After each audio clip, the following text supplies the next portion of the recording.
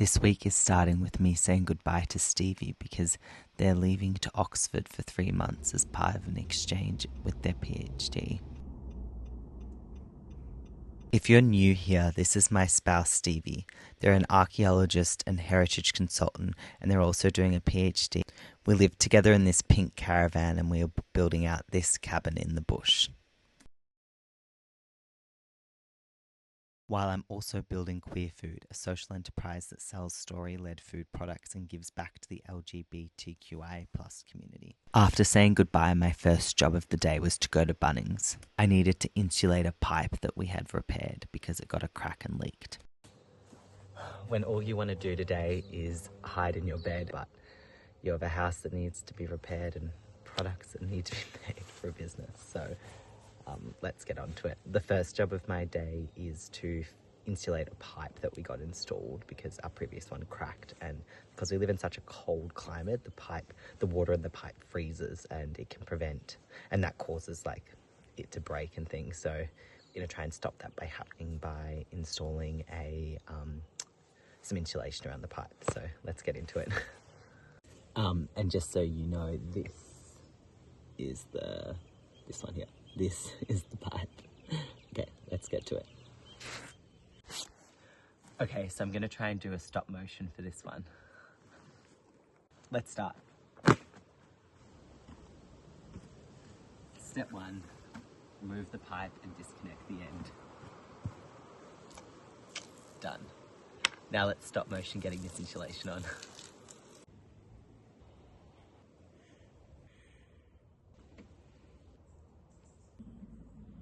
Now let's reattach the end.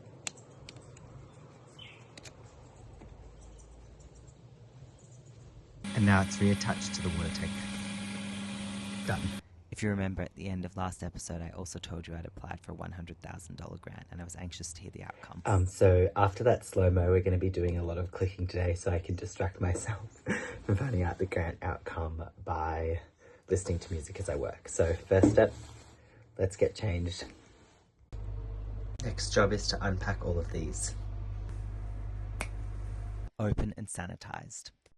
So the relish mix is now all in this pot. So now I'll reduce it and then fill the jars. And just like that, the jars are filled. I'm going to start lidding them and storing them because I'm going to can them tomorrow morning because it's just been a very big day and I need to start it fresh in the morning. And I want to do the taste test tomorrow morning too. And of course the most important task, cleaning up.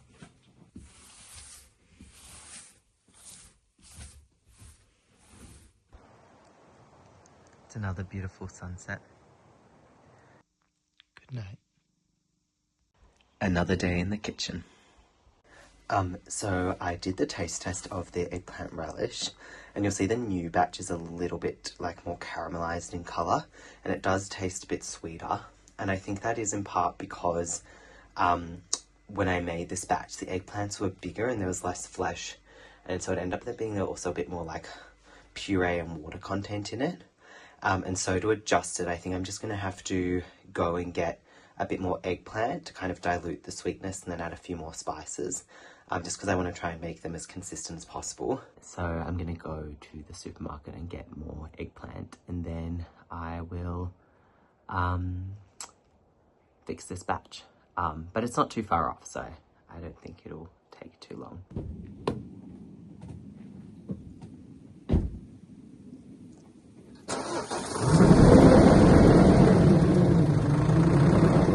So I got the supplies and now we'll head back and get back into the kitchen.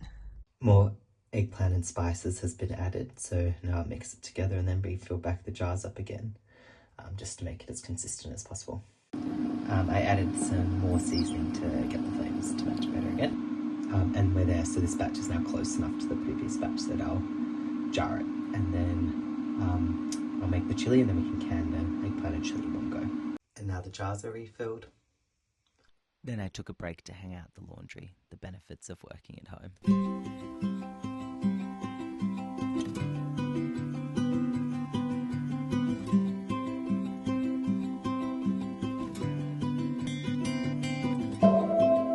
After the laundry, I sped through making the chili, but now we're canning it. We're canning the eggplant. But we got all the chili sauce and eggplant done. And now it's time for bed. Waking up with little Grey. Good morning. So I'm just ready to get back into everything. I am also nervous because I am leaving for America and Canada for the Queer Food Conference now in, oh my gosh, 4 days, and I'm going away this weekend with a friend. But today is going to be huge because I have to finish all of that, just labeling and tidying up the kitchen from the food production for the past 2 days. Then I'm going to go into the city to do a couple of errands that I need to do there before I leave over America. Then I'm going to come back and pack for the trip. That's a weekend away. And then I have another 3 days worth of like admin and marketing that I need to do for the business that I'm going to try and do this afternoon as well. Because I spent too much time doing the food production. So let's get into it. It was just after this point that I found out that I didn't get the grant. While I was disappointed at not getting the $100,000 grant, and I know it would have made a big difference to queer food, I know I didn't get the grant because they didn't like the direction I was taking with my business, with the fact that I had transitioned it to products, and that my impact models, just because of the community I'm trying to serve, don't really fit the kind of the impact models that funders like. They're like models, for example, that run training programs that lots of people can go through, and they can get a really high number of people. I'm actually just really proud of where queer food has gone.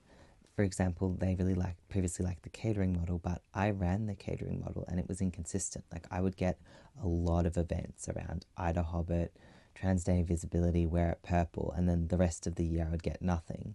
Whereas transitioning the business into focus on products has meant that not only I'm at markets every other weekend and engaging with every other people in a mainstream environment and discussing queer history, culture, and ideas, I also have a consistent revenue stream now, and that has been the biggest gift to the business. And when you start to have a consistent revenue stream, you can also actually start to do the impact and make the impact that you initially kind of set out to do with starting the business or social enterprise or whatever it is. So the impact that we do in queer food is that we give out micro grants for gender affirming care, and we provide employment. But with the micro grants, because of the consistent revenue, we're able to now start, we're going to be able to start doing open rounds for them, which we've never been able to do before. And also with the employment, we just want, if staff, when we are able to hire staff, we want them to be able to stay with us for as long as they need and for as long as works for the business organically. I don't want there to be this pressure to have to meet a certain training program. I think everyone's journey is really unique, and supporting them on that and helping them get to the goal that they want to get to is the most important part of employing people in a queer social enterprise. For example, when I was a younger trans man, I worked in kitchens for 2.5 years saving for my surgery, so it wouldn't have benefited me to do a 6-month training program in a kitchen. I think you learn the longer you're in business that you can't be for everyone, and I'd prefer to be doing what I'm doing for myself and my community than to fit into a mold that isn't achieving the goals that I would like to achieve. And the other thing was that I actually had a list of things that I wasn't doing in my business. For example, like starting this YouTube channel, because I was scared of what the funders might think. And so I just think that those opportunities, while they can make a big difference, they can also limit you. Imagine if I waited another whole year to start this channel. Like, who knows where I'm going to be in a year with this, for example. And that's just one example. And lastly, this is also the first time in my business that I haven't been running it while doing some kind of accelerator program. I've actually done 3 of Australia's leading 2 social enterprise and 1 fast-moving consumer good food product business accelerator over the last 8 months, and it is definitely like a sigh of relief that I'm not in another grant program in a way, because I'm kind of just really excited to kind of slow down and start running the business on my own terms. So And not that I haven't learned or benefited from them, but I think that you need to go through seasons where you're like learning and around people that are encouraging and challenging your ideas. Then you also have to go in seasons where you are just doing the day to day and scaling and building. And I am also excited to have more time to focus on the consolidation, marketing, and scaling, which has been my biggest goal this year. So, yeah. And one more thing I want to say is I have applied for so many grants, and sometimes you get them and sometimes you don't. And I have gotten like a few of them. And so I am grateful for the support I have already had. It's allowed queer food to be where it is today. And yeah, it's not about, in the startup phase, it's not about the grants you do or don't get. It's not about the opportunities you do or don't get. It's not about the people that don't like you. It's actually just about having the resilience to get up every single day and know your why and continue to do it even when it's hard, even when you have to pull an all-nighter, when, you know, one of your staff members calls in sick. Yeah. And I'm really clear on my why, and I really know why I'm doing this, and I'm just really proud of the work that I'm doing. While I didn't film it, I did go back and label the eggplant relish and chili sauce before calling it a night. It's Friday morning and I'm getting ready to go on a 2-night camping trip with my friend. I've stocked up Little Grey and told our neighbour that we'll be away. I'm running a little bit late, so let's hit the road. But we've actually made it to my sister-in-law's house in time to park the car, and now I'm walking to the bus station. Let's go. So I made it to Albury, and then I met my friend at this brewery.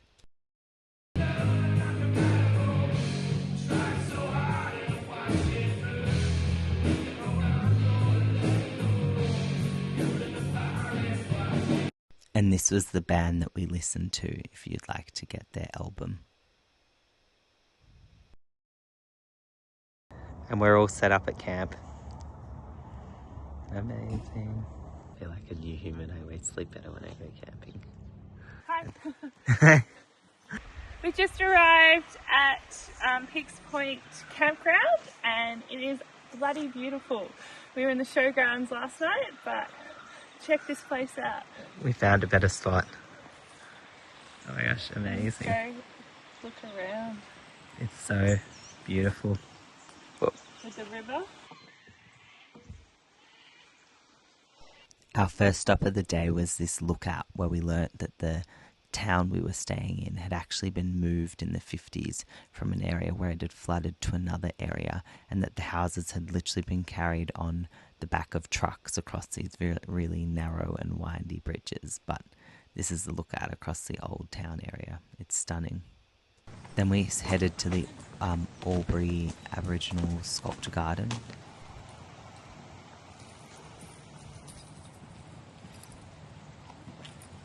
It's a 5-kilometre walk and I very much recommend it. It was definitely a highlight of the trip.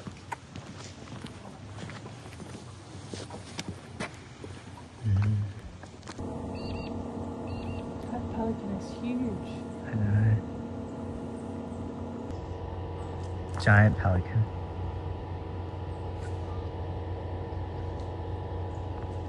It's very cute. Here are some of the other sculptures we saw, but my favourite was definitely the kookaburras. That's really pretty. I know, I love it. It's actually almost one of my favourite sculptures. I think it's mine too. We then went for a swim in the river because we were hot after our walk. Oh. All right, yeah. I'm getting there. Oh.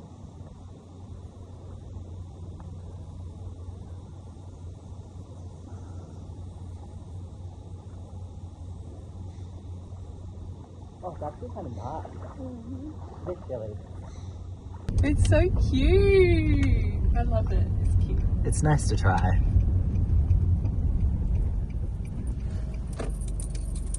Next stop was the Edema pub, and it's based off Albury cartoonists Ken Maynard's work. I watched my AFL team Eston lose the match. The building has a smaller floor that's structurally smaller than the bigger floor, which gives it its cartoon look. We also just had fun checking out the sights before going back to our campsite for dinner. Whoa, dinner. Hey. Hey, Hi. We're camping. cheers. Cheers. And just having a morning walk before we go and pack up the campsite.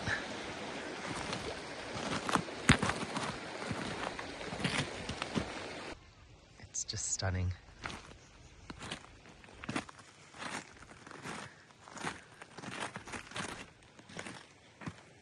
We then headed back to Albury and checked out the Murray Art Museum, Albury, before I headed to catch my bus. Because tomorrow I fly out to New York and then head on to Montreal for the Queer Food Conference, I won't do a video next week, but I will come back the following week with a video about the trip. I can't wait to share it with you, and if you like following my journey, please subscribe.